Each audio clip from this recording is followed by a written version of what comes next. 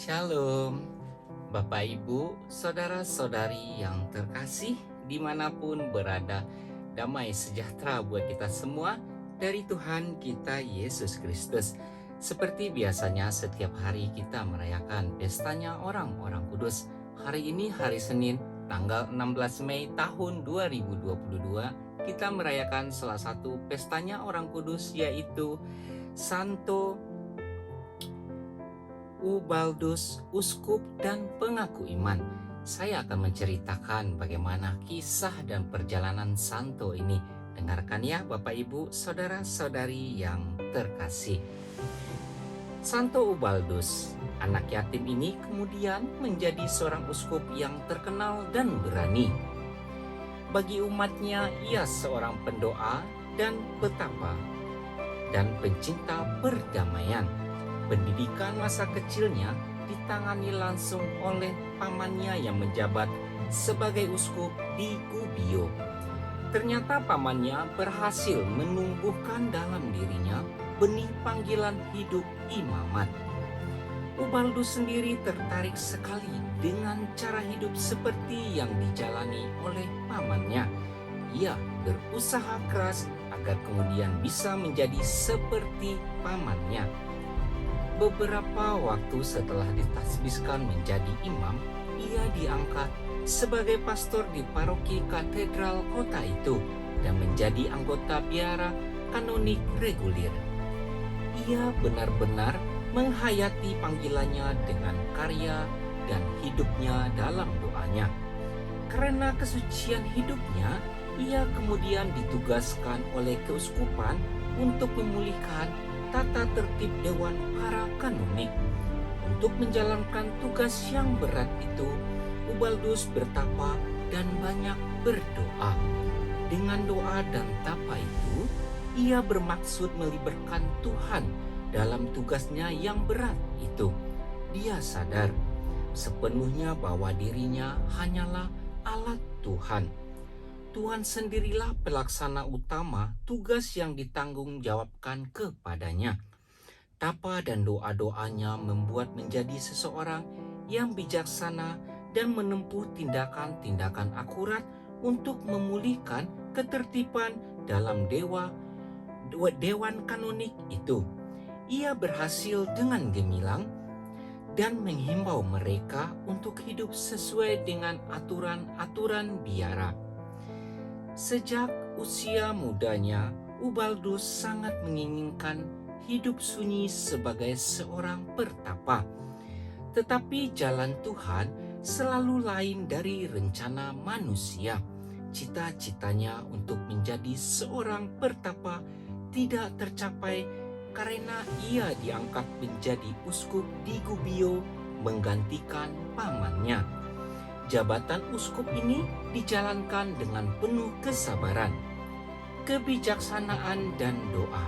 Ia melayani umatnya sebagai gembala dengan sebaik-baiknya. Sekali peristiwa ketika terjadi kekacauan di kota, ia dengan berani berdiri di antara dua sisi yang sedang bergejolak. Ia berdiri di antara dua pihak yang bertentangan tanpa mempedulikan ancaman pedang dan lemparan batu. Ketika kota Gubbio diporak-porandakan oleh Frederick Barbarossa, Ubaldus dengan berani menemui tentara-tentara Jerman yang bengis itu dan meyakinkan kaisar untuk tidak meneruskan niatnya menguasai kota Gubbio. Selama bertahun-tahun hidupnya, Ubaldus menderita karena penyakit yang diidapnya. Namun ia tetap sabar, tabah dan gembira dalam tugasnya. Akhirnya ia meninggal dunia pada tahun 1160. Bapak, Ibu, saudara-saudari yang terkasih, begitulah cerita singkat tentang Santo Ubaldus, uskup dan pengaku iman yang kita rayakan pestanya pada hari ini. Selanjutnya kita akan membacakan bacaan liturgi dan juga mendengarkan renungan harian Katolik. Semoga kita yang selalu merindukan bagaimana mendengarkan cerita kisah tentang perjalanan orang-orang kudus iman kita semakin dipertebal, kita semakin diberkati untuk selalu bersemangat demi memuliakan nama Tuhan kita Yesus Kristus. Selalulah berbuat baik dan rendah hati, supaya apa yang kita nyatakan dalam nama Tuhan Yesus Kristus semakin terang dan bersinar. Sebelum kita melanjutkan untuk mendengarkan bacaan liturgi, marilah kita mempersiapkan hati kita untuk menerima berkat dari Tuhan kita Yesus Kristus.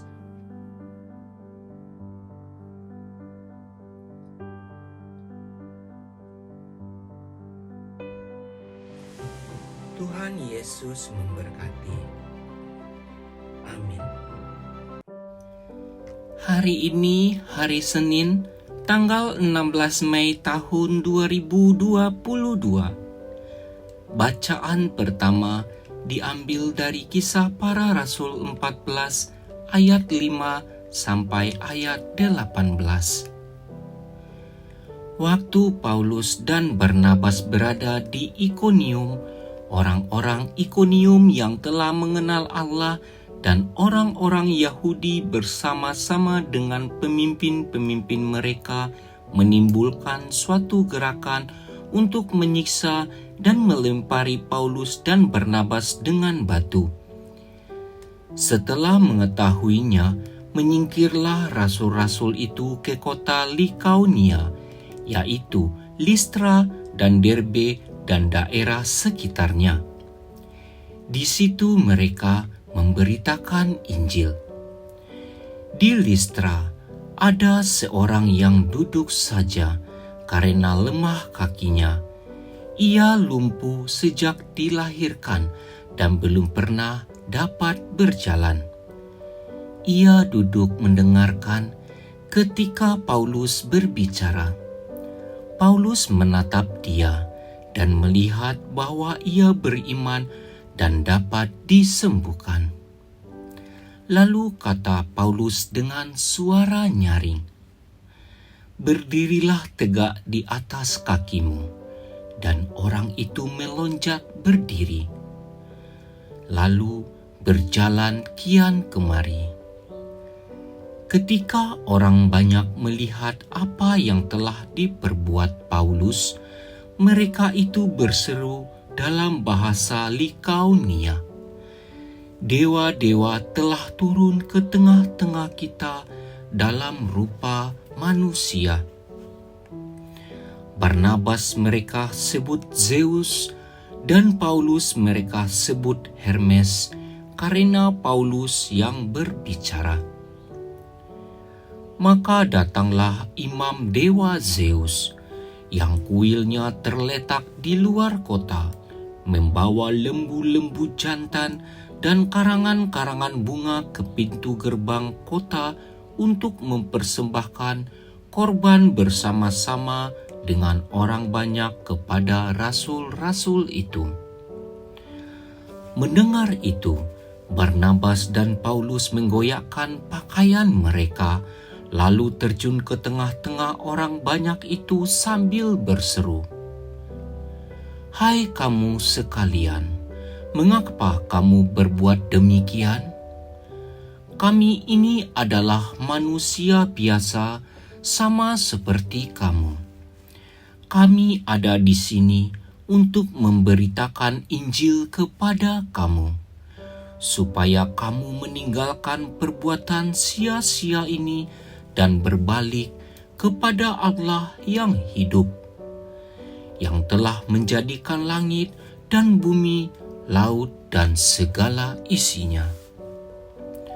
Dalam zaman yang lampau, Allah membiarkan semua bangsa menuruti jalannya masing-masing. Namun, Ia tidak menyatakan dirinya dengan berbagai-bagai kebajikan, yaitu dengan menurunkan hujan dari langit dan dengan memberikan musim-musim subur bagi kamu. Ia memuaskan hatimu dengan makanan dan kegembiraan. Walaupun rasul-rasul itu berkata demikian, namun hampir-hampir tidak dapat mereka mencegah orang banyak mempersembahkan kurban kepada mereka. Demikianlah sabda Tuhan. Syukur kepada Allah. Inilah Injil Tuhan kita Yesus Kristus menurut Yohanes. Dimuliakanlah Tuhan. Bacaan Injil diambil dari kitab Yohanes 14 ayat 21 sampai ayat 26. Dalam amanat perpisahannya, Yesus berkata kepada murid-muridnya, "Barang siapa memegang perintahku dan melakukannya, dialah yang mengasihi aku. Dan barang siapa mengasihi aku, ia akan dikasihi oleh Bapa-Ku. Dan aku pun akan mengasihi dia dan akan menyatakan diriku padanya." Yudas yang bukan Iskariot berkata kepadanya, "Tuhan, apakah sebabnya engkau hendak menyatakan dirimu kepada kami dan bukan kepada dunia?" Jawab Yesus, "Jika seorang mengasihi aku, ia akan menuruti firman-Ku. Bapa-Ku akan mengasihi dia dan kami akan datang kepadanya dan diam bersama-sama dengan dia. Barang siapa tidak mengasihi aku, ia tidak menuruti firman-Ku, dan firman yang kamu dengar itu bukanlah daripadaku, melainkan dari Bapa yang mengutus aku. Semuanya itu kukatakan kepadamu, selagi aku berada bersama-sama dengan kamu, tetapi penghibur, yaitu Roh Kudus yang akan diutus oleh Bapa dalam namaku, dialah yang akan mengajarkan segala sesuatu kepadamu dan akan mengingatkan kamu akan semua yang telah kukatakan kepadamu." Demikianlah sabda Tuhan. Terpujilah Kristus. Renungan Harian Katolik hari ini, hari Senin tanggal 16 Mei tahun 2022. Yesus memberitahu kita bahwa siapapun yang menjalankan perintah-perintahnya adalah orang yang mengasihi Dia. Dan semua orang yang mengasihi Yesus akan dikasihi oleh Dia dan Bapanya. Apalagi yang bisa kita minta? Cinta adalah anugerah terbesar di muka bumi ini. Kita mungkin memiliki uang, pengaruh, kesehatan yang baik, dan banyak hal baik lainnya. Namun, jika kita tidak dicintai, sesungguhnya kita termasuk yang termiskin di muka bumi ini. Bagi manusia, cinta tanpa syarat adalah hadiah terbesar untuk memberi dan menerima. Hal yang indah adalah bahwa kita manusia mencintai tanpa syarat. Semoga demikian. Amin.